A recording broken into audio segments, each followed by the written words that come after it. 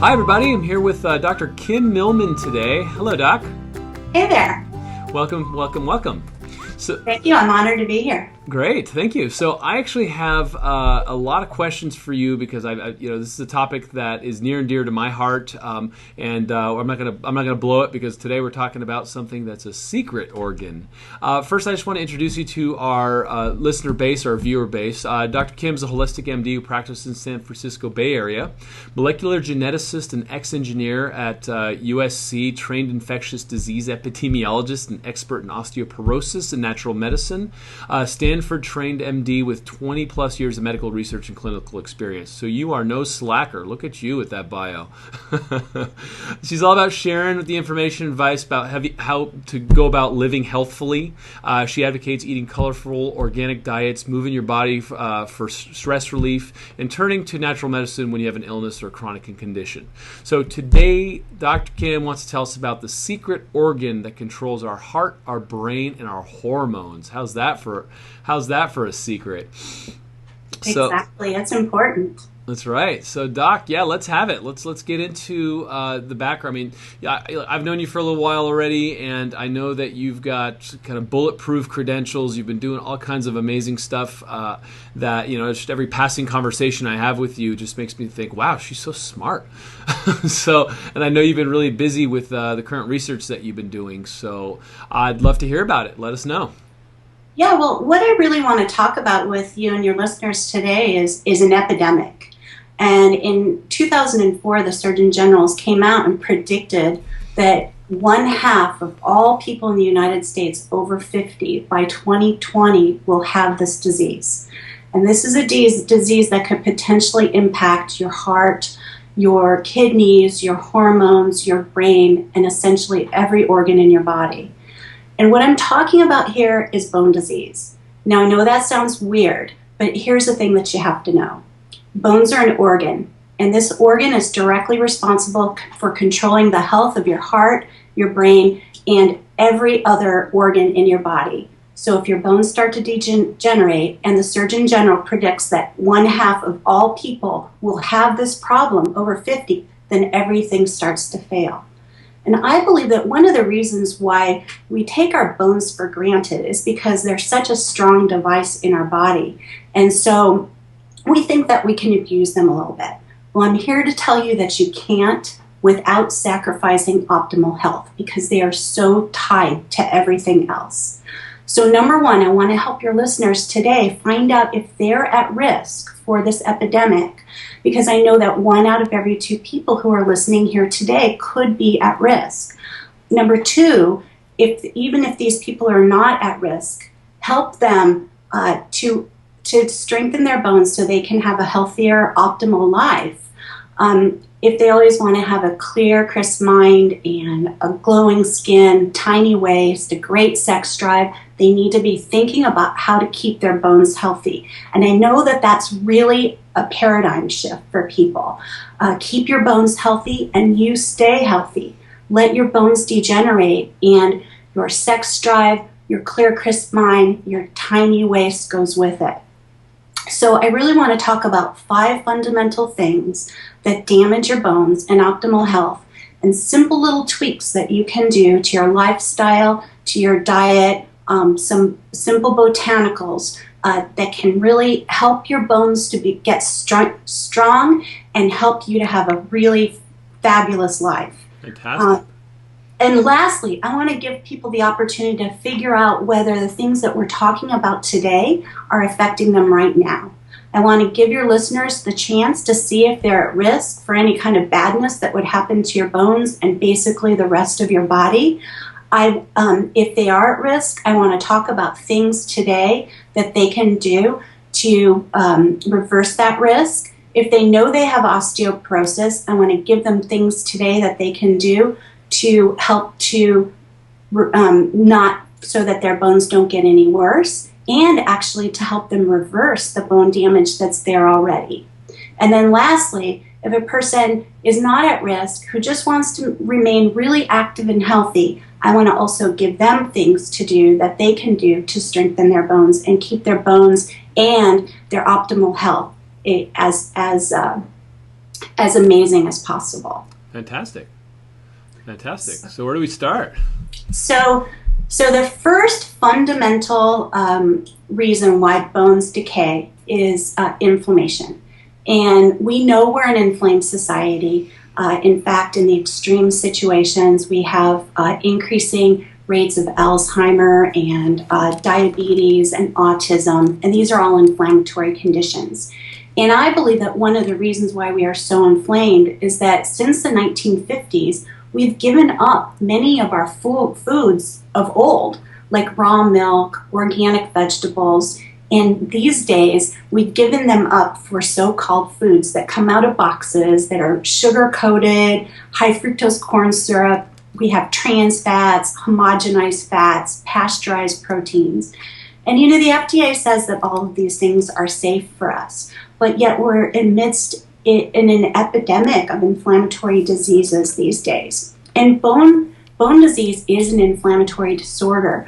One of the inflammatory markers that I actually look at in my patients is homocysteine.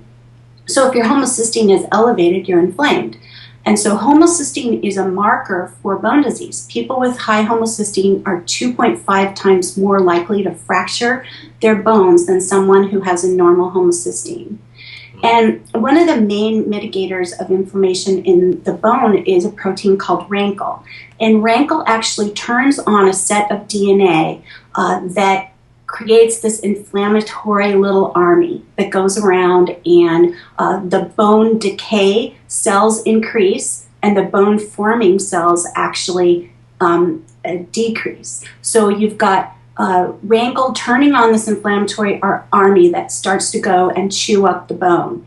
And I think that the best way to really decrease your inflammatory situation is by actually one of the reasons why I think it will, the main thing that you need to do is figure out why are you inflamed and get those causes handled. And one of the reasons why I think that people are so inflamed these days is because of these non-nutritive foods that we're eating. And I believe that we're becoming more and more and more allergic to these foods because our bodies are seeing them, and the proteins in or the digestive enzymes in our gut are used to the foods actually, you know, being natural, and we haven't evolved to have proteins that will digest, or digestive enzymes that will digest these you know, GMO foods. So we're becoming more and more allergic to our food. The food is hybridized. We're not keeping pace.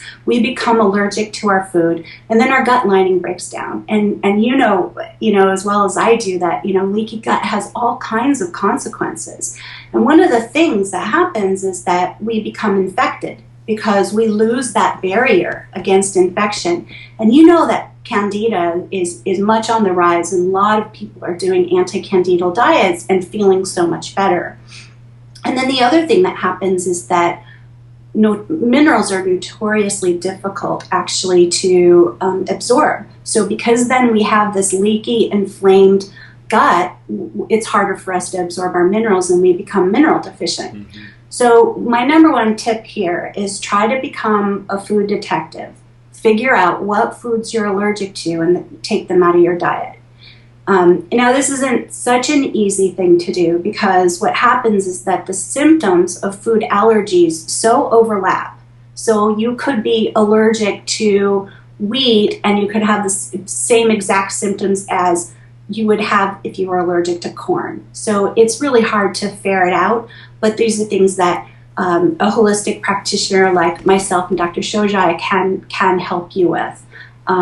So that's my best tip on inflammation is get back to the foods of old, eat things that have come out of the ground, and if you're not a vegetarian, eat things that are coming out of the ground, and just get rid of the sugar, high fructose corn syrup, trans fats, homogenized fats, pasteurized fats.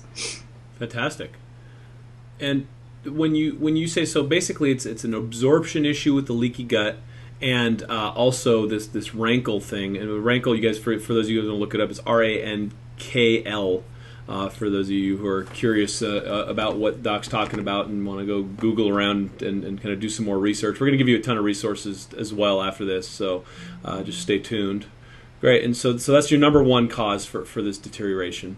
Number one cause, and number two is acidity. So the pH of our blood is held in a very narrow range, and the optimal pH of our blood is 7.4, and the narrow range is 7.35 to 7.45. Now, if we are lower than 7.4, like 7.35, our blood is acidic compared to optimal.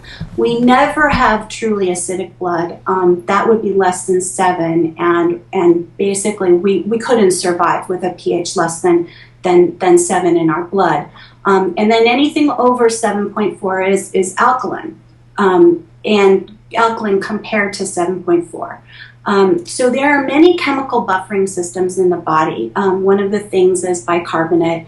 Another thing that is very important is the shuttling to and from our bones of minerals, because minerals are this counterbalancing factor to acidity.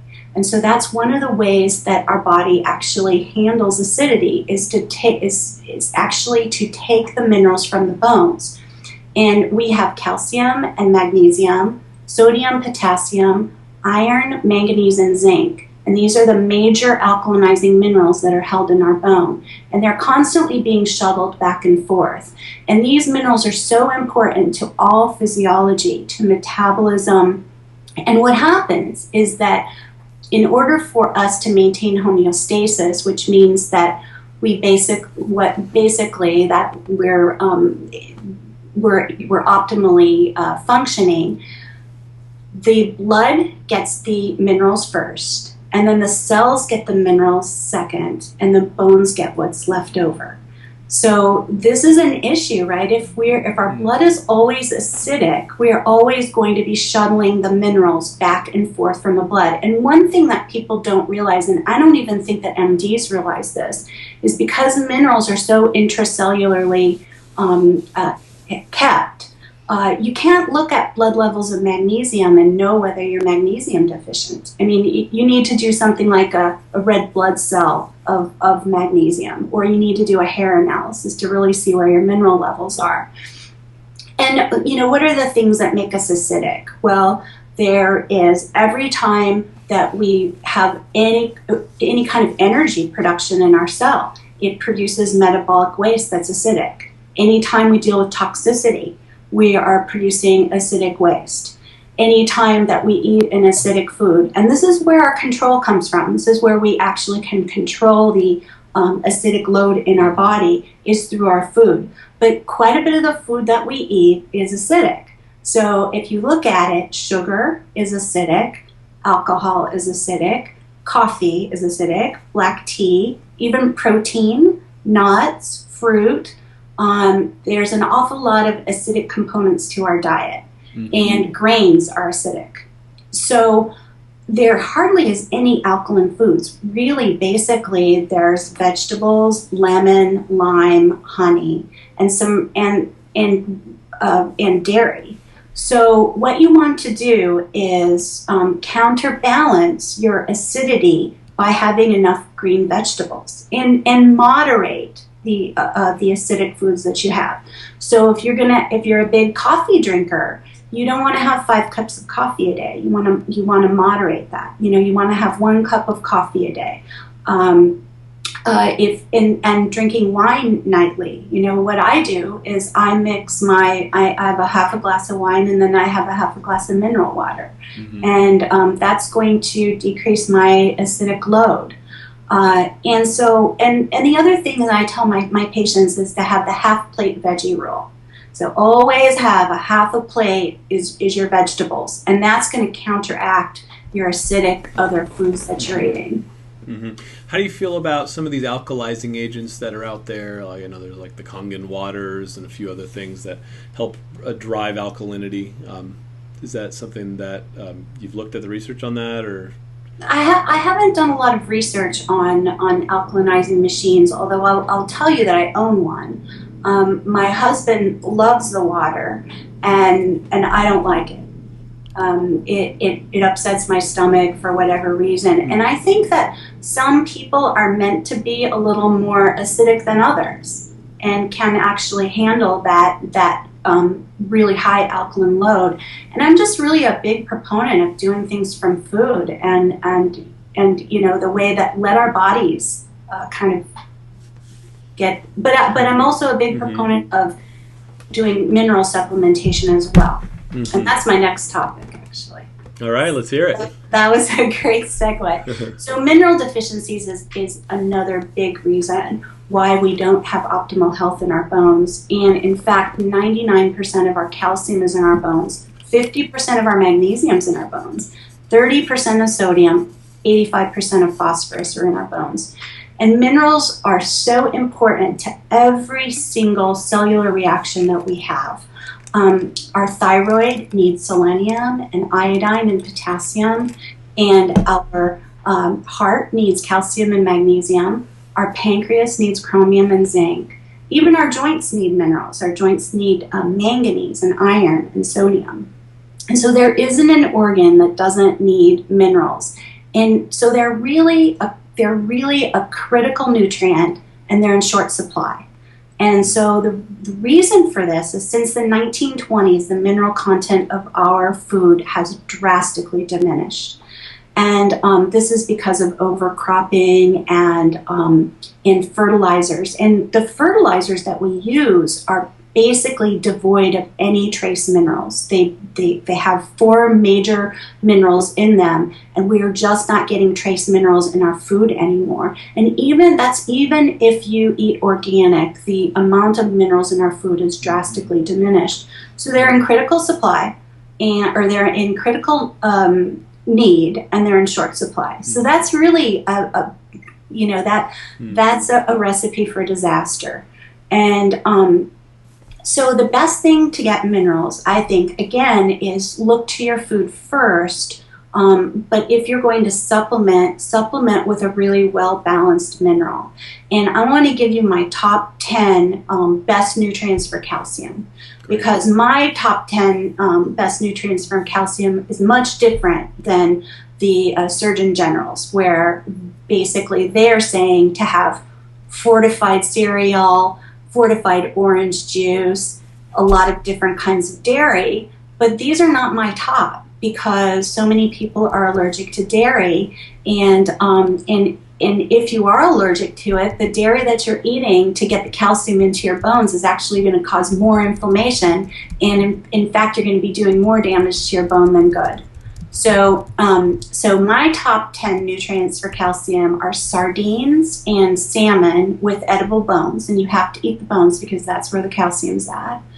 Chinese mustard greens, turnip greens, bok choy, kale, rutabaga, broccoli, green cabbage, and kohlrabi. And one of the reasons why I've picked these nutrients is because they are very low in 2 calcium blockers. And the 2 calcium blockers are oxalates and phytates. So what this means is that if you have something like spinach that is a high oxalate vegetable, even though it has a lot of calcium in it, you don't absorb that calcium because the oxalates prevent you from absorbing that calcium. So if you really want to get your calcium, you need to eat vegetables with low phytates and low oxalates. And I've already picked the vegetables that are on the highest in the list, and the vegetables are going to give you other minerals that are really important, other trace minerals, and the salmon and the sardines give you omega-3 fatty acids, which we know are very anti-inflammatory and help our health in all kinds of other ways. So those things are kind of offsetting the number one on your list, which is inflammation to begin with. But just to be clear, and acidity too. Sure, all that makes connected. Sense.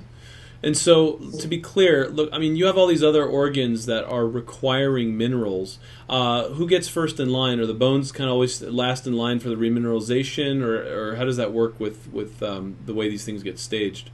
Yeah, no, that's exactly the case. Is that the bones get what is left over, and the bones are our mineral storehouse. So they are meant to have these minerals in place, but they're constantly giving them up. It's a prioritization thing, right? That we need our heart to be pumping more than we need to worry about a broken bone. So it's heart gets things first, then thyroids, adrenals, brain, and the bones get everything last. It's interesting. It's almost as if they're a repository of vitality, and you got to borrow from the bank, but we don't think about it, because unless you have a broken bone or you're getting elderly and someone's yelling at you about your T-score, bones aren't really on our minds. So this is fascinating for me, because no one's really talking about the bones in a meaningful way like this. So I'm excited about this. Oh, thank you. Yeah, well, this is what I'm trying to do is increase awareness, because I really do believe that the health of your bones is related to your optimal health. And if you look at things in an integrated way like this, you really can do much more for yourself than just protect your bones. And all of these, health is so interrelated, isn't it? Mm-hmm. And it's like we all somewhat talk about similar things, but we give different spins on it. My number 4 is toxicity. Mm-hmm. So, just even within the last few years, we're talking about persistent organic pollutants being tied to diabetes. And we have so much pesticide and fungicides in our foods with GMOs, and we have cleaning supplies like chlorine that attack our thyroid, and we have so much heavy metal poisoning these days. So our detoxification system is constantly under attack, and there are a few organs that take the brunt of it, especially, and that is the liver, the kidneys, and the gut. And this is a huge tip here, is if you're constipated, you will be toxic. You will be toxic. So you have got to keep your gut moving, eat foods with fiber in them, and make sure that your magnesium is replete, because that can really cause a lot of constipation. And we need other vitamins and minerals for detoxification, especially the B vitamins and vitamin C and other minerals. And these are nutrients that are B vitamins and C are water soluble. So we constantly need to be eating foods, replenishing our stores. And 2 heavy metals that are very important for the bones are lead and cadmium. So 90% of the lead of the body burden of lead is held in the bones, and cadmium interferes with the metabolism of calcium, phosphorus, and zinc. So there was actually a Swedish study that showed that people who had a high body burden of both cadmium and lead had decreased bone densities compared to people who didn't. Another really big tip is that I think that your listeners are probably savvy enough to realize that artificial sweeteners can cause formaldehyde toxicity. Mm-hmm. So please don't have artificial sweeteners. I think one thing you can do is to substitute your Diet Coke with some mineral water with a little bit of cranberry juice or a little bit of cherry juice in it or something like that, or a little bit of stevia. And always remember about the gum. I can't tell you the number of patients that I have who are hardcore like your listeners, and basically they forget about the gum. And I have people on my exam table, and if they're chewing gum, I literally make them go and get the box for me and show me that it. And they go, "Well, it's sugar-free, Dr. Kim." No, that has artificial sweeteners in it, right. And that is really going to turn into formaldehyde in your body. Yeah, and formaldehyde, last time I checked, folks, is not good for you. So, I mean, I fought with this personally. I was a gum chewer for years, and finally I started reading the labels and going, what is this? What am I putting in? I mean, not only is it food grade plastic that you're chewing on, nowadays. It's just filled with things that are going to mess up your system. So toxicity is a topic we're talking about all the time, but now we're talking about getting it into the bones. Now this is something we're actually going to do a feature and have some discussions about chelation in a few weeks. How hard is it to get this stuff out? Because the bones are pretty packed in there. I mean, they're pretty deep in the body. I mean, is it last to go? Is it? Are you seeing any effects with oral or IV chelation with this? Well, honestly, I think that I detoxify differently than any other practitioner in the country, and you'll understand when I tell you. So my slant is really minerals, right? I love minerals. I think they're really underappreciated, and I think they're really misunderstood as well. So if you look at trying to get rid of cadmium, cadmium and zinc look almost exactly the same structurally. In fact, they're right next to each other on the periodic table. So if you start to chelate out cadmium, you're going to pull in, that person was zinc deficient before. The cadmium is sitting on the zinc receptor spots. So now you start to pull off cadmium and you make that person zinc deficient. So in fact, the way that I deal with cadmium is that I give zinc.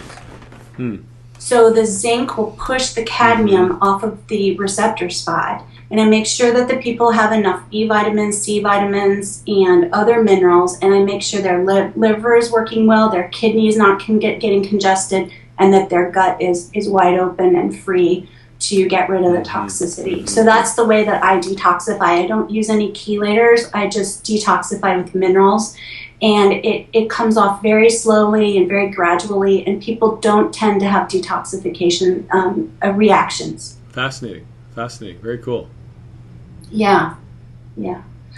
So the fifth major contributor in bone disease is hormones, and I'm going to hit three big ones, which is insulin, cortisol, and estrogen for the ladies.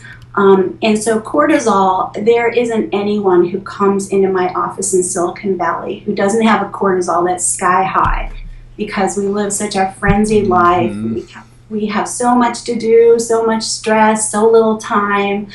They're all exhausted, they're not relaxing enough, and they're not sleeping. So their metabolism is so ramped up, and cortisol is just like inflammation. It really destroys anything in its path.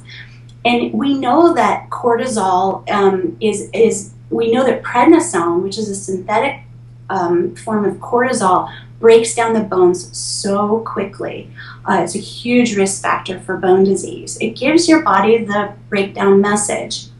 And people with high cortisols have all kinds of other problems like insomnia, irritability, panic attacks, anxiety. They don't heal well from cuts. They get buffalo humps on their back. That's actually a cortisol thing. They can be wired and tired at the same time. So I think the most important thing for cortisol is sleep. And I got a couple of really good tips for your listeners about sleep. The first one being is I have a lot of patients who come into my office and they say, Dr. Kim, I just can't unwind my mind. It's just going full blast, and that's why I can't get to sleep. Well, there's a Bach flower remedy called white chestnut that I think is really helpful for that. In fact, I use it all the time for myself. It decreases the kind of internal chatter that doesn't turn off. And the other tip that I have for you is B12. And I know this might sound a little counterintuitive, right? Because it's a B vitamin. You would think that it's stimulating, but in fact what happens is there is what's called the melatonin cortisol rhythm.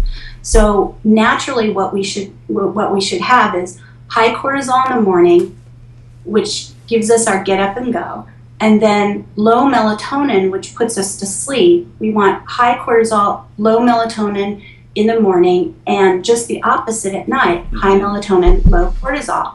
So B12 is actually in the synthesis pathway for melatonin. So it helps to drive up your melatonin at night, drive down your cortisol at night, and actually that can have such a wonderful effect and give you a really deep, restful sleep. Fascinating. Have you used B12 in your practice for sleep? Never for sleep. I mean, we've used serotonin. I mean, we're very careful with melatonin itself for some people, but we've used a lot of 5-HTP to push serotonergic pathways. Occasionally, if we'll look at B12 being down or something like that, we'll do it. But I'm going to mess around with that. There's no shortage of insomniacs in our world here, so. Absolutely. I think it's a huge problem in my practice. Absolutely. So then the other really important hormone is insulin. Mm-hmm. And, when our sugars are on a roller coaster ride, this is not good for our bones. And in fact, in the Women's Health Study, they found that type 1 diabetics were 17 times more likely to fracture a bone than people who didn't have diabetes. And then when they looked at diabetes type 2, people that were type 2 diabetics were 1.7 times more likely to fracture a bone. So it's a huge, huge risk factor for the bones. And we just need to keep our blood sugar stable for other reasons anyway. And one of the ways that you can do that is by eating fat and fiber and protein in every meal, because that quenches down the effects of the carbohydrates in our food. And carbohydrates, when you're having a food that has a very high carbohydrate load, a high glycemic load, a lot of insulin gets produced, and the insulin drives the sugars into the cells, and you get what's called reactive hypoglycemia. So what's happening is your blood sugar is going up and down, up and down. But if you have fiber and fat and protein in your meals, it will help to actually even that out. So the other thing that happens with a lot of sugar in your diet is when your sugar stays up high for a long period of time, you start to actually coat your proteins with sugar. And we know that coating your red blood cells is one of the ways that we look for long-term effect of blood glucose on our body. It's called hemoglobin A1C, and that's really looking at the sugar content of what's on our hemoglobin. But this happens to other cells as well. The cells in the kidneys get damaged, eyes get damaged, heart gets damaged, brain gets damaged. So we actually think that now that Alzheimer's is really, it's like the second form of diabetes is what we're thinking. And, I think that one of the things that we did was we really gave up eating fats in our diet with the lipid hypothesis back in the 1950s when Francis Key came out and said that cholesterol was related to heart disease. And so we gave up the fats in our diet, and we became enthralled with eating carbohydrates and sugar-laden things. And we started to eat polyunsaturated vegetable oils, and they go rancid very fast, and so they almost always have to have some kind of trans fats in a vegetable oil, because otherwise they wouldn't have a good shelf life. And so then we started eating trans fats and fake butter and margarine, and these things are not good for us. And so my suggestion here is to really get a sense of the glycemic load of your foods. And what this means is the higher the glycemic load, the more insulin gets produced. The more insulin that gets produced, the faster your sugars go into your cells. You're more likely to get reactive hypoglycemia, and because of the high sugar content, you're more likely to have a lot of sugar in your blood and get these proteins coated. So limit your carbohydrates, learn your glycemic loads of your food, and eat fiber, fat, and protein in every meal. My tip for that. Fantastic. And in doing so and stabilizing that, not only are you stabilizing your blood sugar, you're effectively helping your bones and keeping them from falling apart. Yeah, and preventing Alzheimer's and heart disease and everything else that we know are important. Yes. So lastly, for the women, estrogen. After menopause, women lose 0.5 to 1% of their bone mass per year. Our bone mass peaks at 35. And so we really, this is a really huge tip. I mean, you have to be thinking about your bone mass at 50 or 60 years of age is not ideal. It's just not ideal. And, you know, women who start to get decreased estrogen, they lose their sex drive, their female juiciness isn't as good, they lose their memory, their zeal for life. But it doesn't have to be that way. There are really simple things you can do. I love maca. I bet you love maca too. One of the great things about maca, which is a simple botanical that you can use, maca helps, it has estrogenic effects, which means that it helps to decrease the perimenopausal and menopausal symptoms like hot flashes, but it's actually been shown in rat studies to increase trabecular bone. So that's really important, and it does not increase uterine mass. So it doesn't have any kind of bad estrogenic effects, and it doesn't increase estrogen either. It just has estrogen-like effects. And another thing that you can do is Siberian rhubarb. That is very similar, although I have not seen rat studies on Siberian rhubarb showing an increase in bone mineral density. Fantastic. These are both readily available in the health food store. This isn't anything esoteric that people can't get their hands on. And so just Google it, guys. It's all, this stuff's all over the place. Yeah. So the thing I want to close with is I want to give your listeners a chance to find out whether or not they're at risk for any of the things that I've been talking about here. So I created this online bone assessment because, quite frankly, most people don't have any idea of whether they're at risk or not. And it turns out that whenever I give this quiz, almost everybody who's not in optimal health has some sort of risk. And let me give you a couple of examples. And this is just going to kind of illustrate what we've gone over on the 5 points today. Like I have this patient who is a heavy-duty coffee drinker. She drinks 5 cups of coffee a day. And so she is going to constantly, because of that acidity factor, she's going to be stealing minerals from her bones constantly. And her organs, basically, her thyroid, her heart, and her adrenals are not going to have the minerals that they need because it's going to get shunted into the blood to counteract this acidity factor. And in fact, one of the things that she was complaining about was being mentally sluggish and being physically sluggish. So what I did was I said, okay, I don't think that you need to give up your coffee. Just to have coffee in moderation, have a cup a day, and then make sure that you eat more vegetables to counteract it. And I put her on a basic mineral supplement. And she started feeling better right away. And this kind of brings home that acidity can really affect your mineral status and your metabolism and the way you feel. And it's not just your bones, it's your thyroid, your adrenals, and your heart as well. And if you drink alcohol daily, I already gave a tip for that, which is just to take your wine. Wine tastes really great as a little spritzer with a little bit of mineral water in it.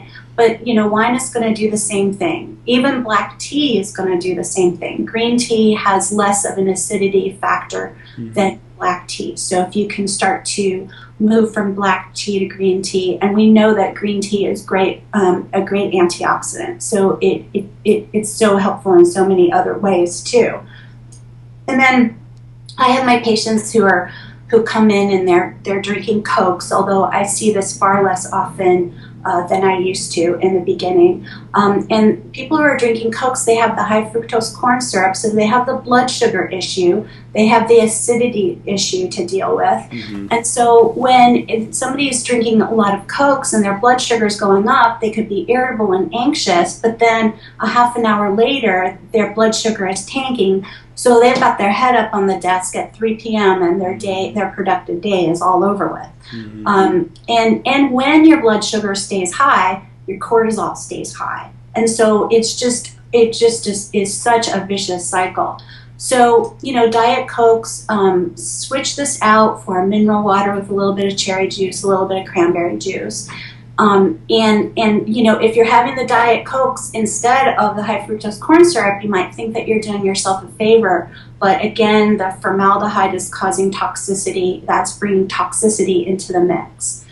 And a lot of people who come to my office, they have some aches and pains here and there. And inevitably, these people are inflamed. And we know that inflammation is related to Alzheimer's, rheumatoid arthritis, heart disease.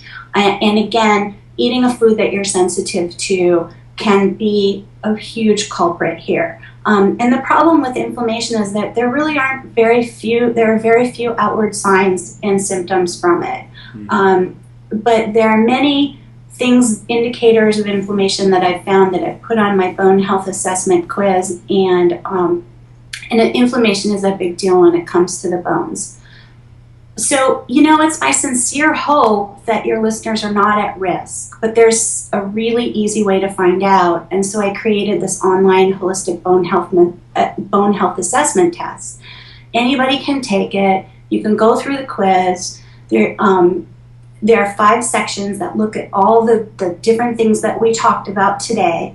Answer the questions. It'll be about your medical history, your symptoms, your lifestyle.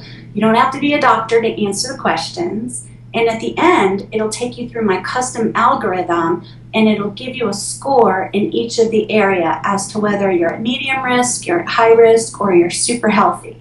Better yet, I'm going to give you some simple tips and strategies to start addressing any kind of potential problems that you have. It's really important that people understand this. And I know that people don't think much about your bone health. We don't sit there wondering whether our bones are rotting away. And they're probably not unless you know you have bone disease. But the really important thing is that your bone health is directly related to your heart health, your brain health, and to the health of every cell in your body. So if you're not providing the proper nutrients to the rest of your body, these organs are going to leach the minerals from your bones. And after some period of time, your bones get depleted, and now they're unable to be this abundant mineral storehouse for the rest of your body. So my recommendation is this: if anything that I've said to you today sounds like it could relate to you, it's better for you to know than not to know. So take the quiz. It's absolutely free. It'll walk you through these 5 areas we've discussed today. It's super fast to take, and you'll get your assessment literally within a few minutes after you take the quiz. So I want people to be super healthy, and that's why I designed this quiz. And are we going to put a link at the bottom of the video, or shall I give the link here? We're going to embed it. So we're going to have a link at the bottom of the video. We'll also put it in the blog post so they'll have access to it everywhere. And just click on it, follow it through, you guys. Highly recommend taking the quiz right now.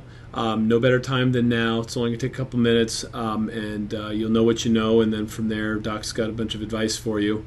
And these are the types of things that you want to get ahead of, right? You don't want to find out that you have bone problems when it's already too late. Now's the time, if you're in your 30s, 40s, 50s, now's the time to really start addressing this stuff, because it's a snapshot into your overall health, and it's your mineral bank, and all your other organs are drawing from it. So you got to make sure, you look at your retirement, you want to make sure that your retirement is your endowment really is alive and well in those bones.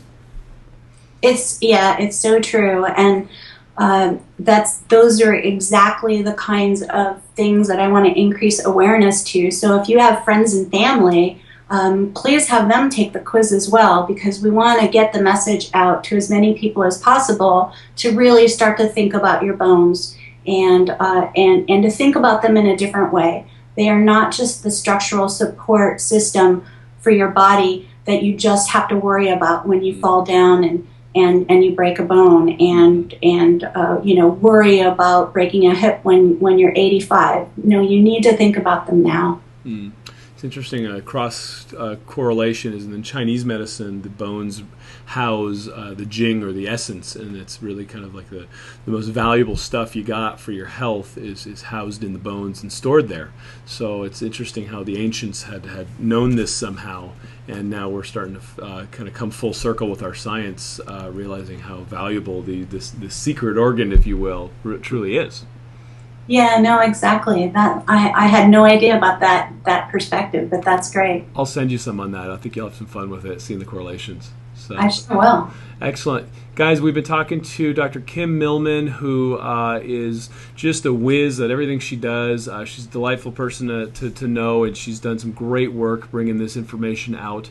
Hope you enjoyed it. Share it with your friends. Take the quiz right now, and then let us know how you're doing, and basically what we want to do is build awareness about things that could become healthcare problems 20, 30 years from now. If you do it now, you maintain your vitality, you restore your vitality, you do things to prevent illness from coming. You can see the iceberg a long ways away. This is how you basically the eventuality is there only if you don't change direction and steer the course, and this is an easy way of knowing it. So take the quiz. Doc, thank you very much. You're lovely to talk to, and I love hearing everything you have to say. Looking forward to having you on again at some point. Thank you so much, and thank you for the listeners too. Okay, thank you. Talk to you soon.